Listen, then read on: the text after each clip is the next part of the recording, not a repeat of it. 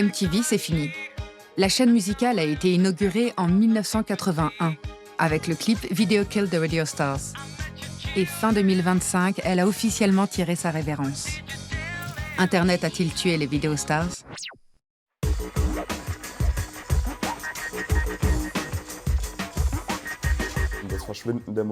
À mon avis, la disparition des clips illustre le déclin de ce format dans la culture pop. Même si aujourd'hui encore, un bon clip aura toujours un impact certain.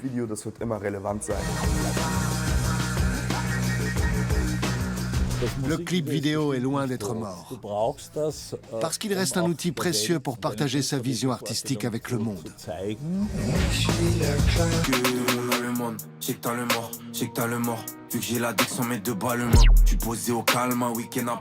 Pour moi, le clip il reste quand même tout en haut de l'échelle pyramidale dans tous les médiums visuels parce que c'est celui qui nous montre le plus tout l'univers d'un artiste. Un clip permet d'obtenir une continuité temporelle dans un récit. Et c'est ce qui le rend pertinent, contrairement à un format vidéo plus court. À mon sens, il est impossible de transmettre une telle profondeur émotionnelle avec une vidéo de 20 ou 30 secondes.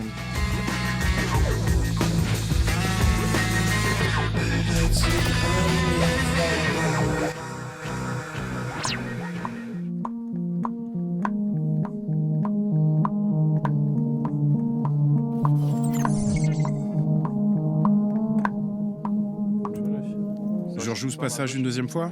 Ouais, il faudrait que ça dure plus longtemps. Quand on compose une chanson, on a tout de suite des images qui nous viennent à l'esprit. Ce serait bien d'ajouter une boucle ici. Ouais, bonne idée. Parfois, c'est comme si la matière visuelle naissait spontanément pendant nos sessions musicales. Quand la musique est bonne, on la ressent bien. On voit presque déjà un film défiler devant nos yeux.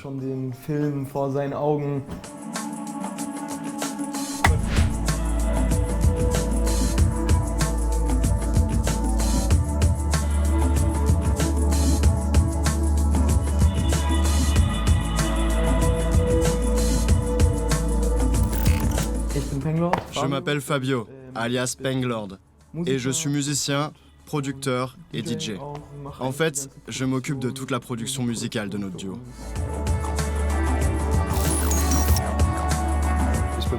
Moi, c'est Victor, et je suis le binôme musical de Fabio. Mon rôle dans notre collaboration touche à tout ce qui est visuel. Je m'occupe de nos clips, de nos pochettes d'albums et d'autres choses dans ce goût-là. Et tu chantes aussi. Oui, je pose ma voix sur nos compos.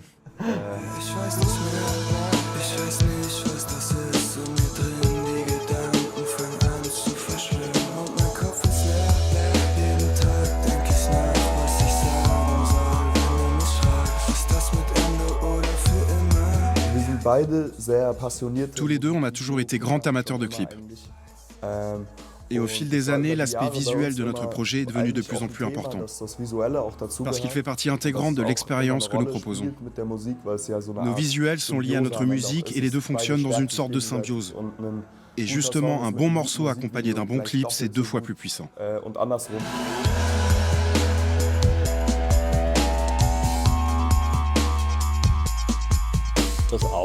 Les yeux aussi sont capables d'écouter. Si vous avez une chanson percutante, un clip peut vous aider à capter encore davantage l'attention du public.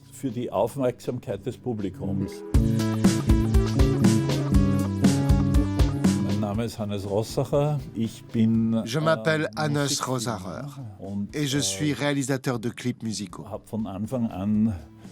Dès le début de ma carrière, j'ai eu envie de combiner mes 2 passions, à savoir la musique et le cinéma. Il était donc évident que je me tourne vers la culture pop. Hannes Rosarer est le cofondateur de la chaîne musicale allemande Viva. Il s'est fait connaître grâce à des documentaires et des clips, co-réalisés avec son acolyte de longue date, Rudi Dolezal. Ils ont travaillé pour des stars de la pop comme Paul McCartney, les Rolling Stones ou encore Queen. On a réalisé pas mal de clips pour le groupe Queen en Angleterre. Freddie Mercury et sa bande avaient eux aussi compris très tôt l'importance de ce médium. Ils savaient que ce type de réalisation demandait beaucoup de précision et pouvait démultiplier l'impact d'une œuvre. L'un de mes clips préférés qu'on a réalisé pour eux reste Breakthrough.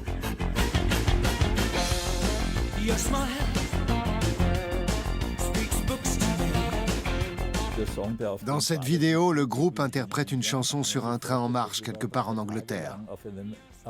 Il faut savoir que nous avons tourné pendant 3 jours sur le vrai réseau ferroviaire britannique et sur un vrai train, avec des hélicoptères qui volaient tout autour de nous en parfaite synchronisation. Bien sûr, aujourd'hui, tout cela serait fait en studio et en numérique.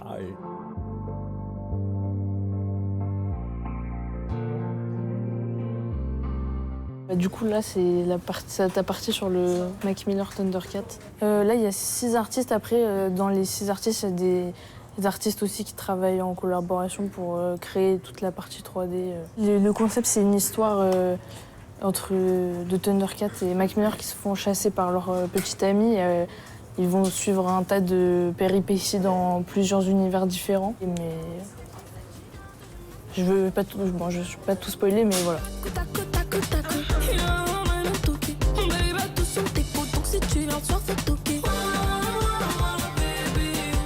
Je m'appelle Léa Ismaili, je suis photographe et réalisatrice. Je travaille dans la musique.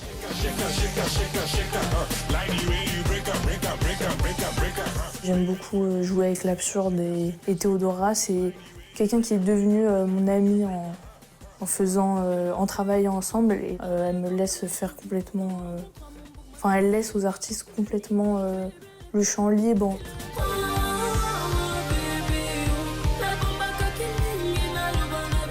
Ce que j'ai fait, c'est que j'ai écrit le clip, les images, les shots par shot, avec un storyboarder. Ce que j'aime aussi, c'est de laisser le libre cours aux artistes.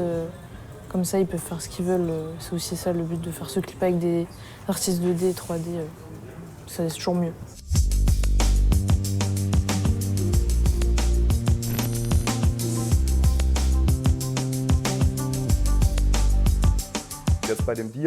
Pour le clip de notre morceau Dia Show, on a commencé à griffonner des trucs sur un bout de papier comme si c'était un storyboard. Il était important pour nous d'avoir une trame des différents plans à réaliser. Sur le tournage, on s'est servi de ce script, ou plutôt de ces gribouillis, histoire d'avoir une structure sur laquelle travailler pendant la journée. En studio, c'est moi qui suis aux manettes. Mais pour nos clips et tout ce qui est visuel, c'est souvent Vico qui prend le relais. Bien sûr, on s'échange constamment des idées en amont et ça nous permet d'obtenir des résultats très intéressants. Une fois, on s'est d'ailleurs retrouvé dans une situation assez marrante. On était censé tourner un clip avec une baignoire, mais une fois arrivé sur le lieu de tournage, on s'est rendu compte qu'il n'y avait aucune arrivée d'eau dans la pièce. On a alors fait une chaîne humaine avec des seaux depuis la salle de bain et on a rempli cette baignoire comme ça, en y ajoutant de temps en temps de l'eau chaude. Et Vico est resté dedans pendant tout le tournage. En plus, il faisait un froid de canard ce jour-là.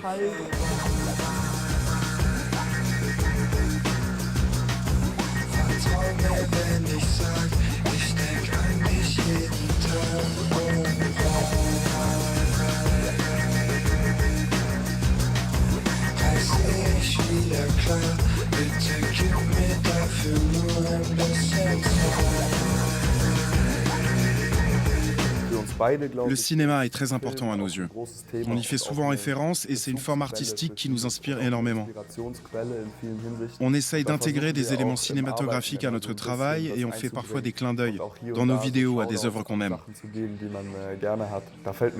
Dans le clip Dia Show, par exemple, on a filmé un plan à travers un aquarium. Cette séquence est directement inspirée du Lauréat avec Dustin Hoffman, qui est un de mes films préférés. Il y a cette scène où on le voit assis derrière un aquarium, l'air mélancolique tandis que des bulles remontent à la surface. D'ailleurs, il n'est pas rare que des réalisateurs de cinéma se tournent vers les clips. La France, de manière générale, elle a un background très important avec le cinéma. Donc j'ai l'impression que déjà, il y a beaucoup de grands réalisateurs de clips qui sont français et qu'il y a beaucoup de très très grands clips français. Il y a un savoir-faire français qui est assez important.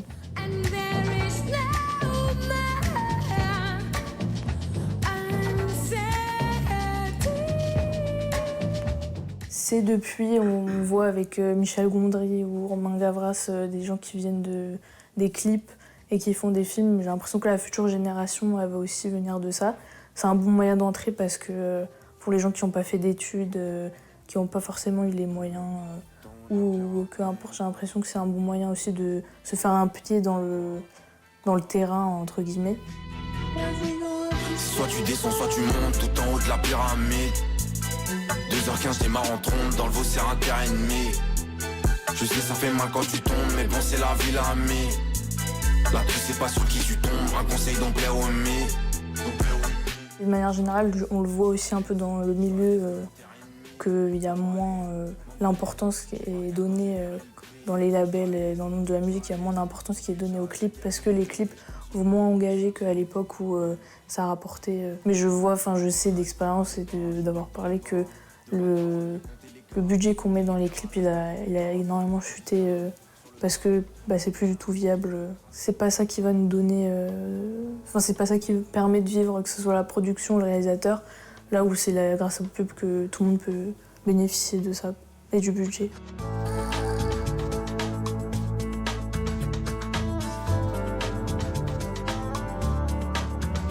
Dans les années 1980, le budget d'un clip était le même que celui d'un film de cinéma. Je parle des grosses productions, pas des petits projets. À cette époque, on a vu émerger toute une génération d'artistes parfaitement adaptés à l'apparition de MTV. Ils correspondaient à merveille à ce qu'on attendait dans les années 1980 avec l'émergence de ce nouveau média.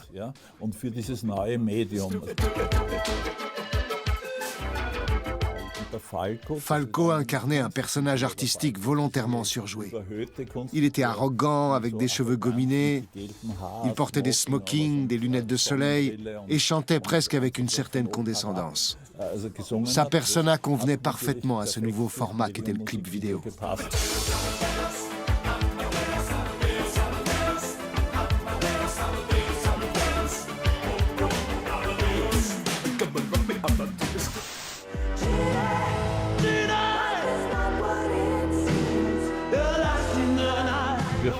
Je vous emmène maintenant au centre-ville de Vienne, et plus précisément au carrefour devant l'Opéra. Sous ce croisement, il y a une galerie marchande et on y a tourné plusieurs scènes clés pour le clip de Jenny. Dans cette vidéo, Falco porte un manteau sur lequel on avait peint la lettre F à l'arrière. C'est une référence directe au film M le maudit. Falco déambule alors dans cette galerie et on le suit en travelling. Il est éclairé par des plafonniers d'époque et il avance jusqu'au milieu du passage souterrain où venait d'ouvrir un café circulaire entouré de vitres. Et puis à travers la vitre, il aperçoit à la télévision un présentateur en train d'annoncer la disparition d'une jeune femme.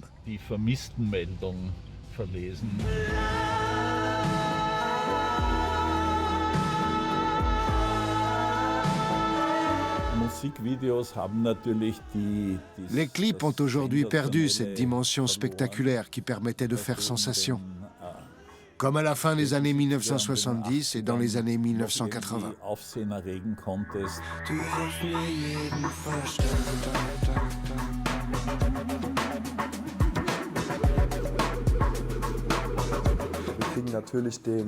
On a bien sûr remarqué que la durée pendant laquelle les gens regardaient des clips a changé. En passant du temps sur les réseaux sociaux, on se rend bien compte qu'il existe aujourd'hui une multitude de vidéos très courtes et énormément de contenu. Dans une optique commerciale, les créateurs travaillent désormais beaucoup avec la répétition, en abordant sans cesse les mêmes sujets. Presque comme s'il les martelait. Il est clair qu'en produisant des reels, les créateurs de contenu ne cherchent pas forcément à développer un langage esthétique très élaboré, mais plutôt à générer un moment viral en seulement une vingtaine de secondes.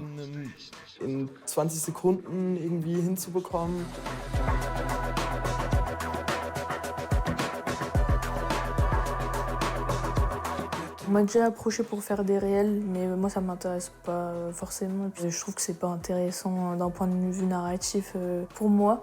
Le clip il reste quand même tout en haut de l'échelle pyramidale dans tous les médiums visuels parce que c'est celui qui nous montre le plus tout l'univers d'un artiste.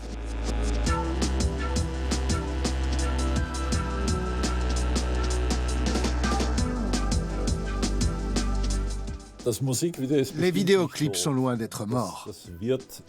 Ils seront toujours là et continueront d'exister, que MTV les diffuse ou non. Parce qu'il reste un outil précieux pour partager sa vision artistique avec le monde. Avec tout le matériel dont on dispose aujourd'hui, on a assisté à une véritable démocratisation de la production. Depuis quelque temps, on peut tourner et même monter un film avec n'importe quel appareil photo correct. Ou même un iPhone. Je pense à Vico de Berlin, qui participe à cette émission. Je trouve ses clips excellents. Il est d'ailleurs crucial que la nouvelle génération se confronte, elle aussi, à ce format vidéo et tente de réinterpréter le clip à sa manière.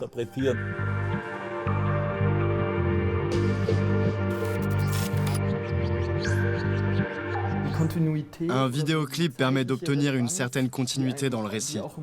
Et il a une pertinence temporelle, contrairement à des formats vidéo beaucoup plus courts. Jamais on n'ira revoir le reel d'une chanson qu'on trouvait cool il y a 3 ans. Voilà pourquoi les clips restent d'actualité. Parce qu'à mon sens, il est impossible de transmettre une telle profondeur émotionnelle avec une vidéo de 20 ou 30 secondes. Und wird es auch nie erreichen können, glaube ich.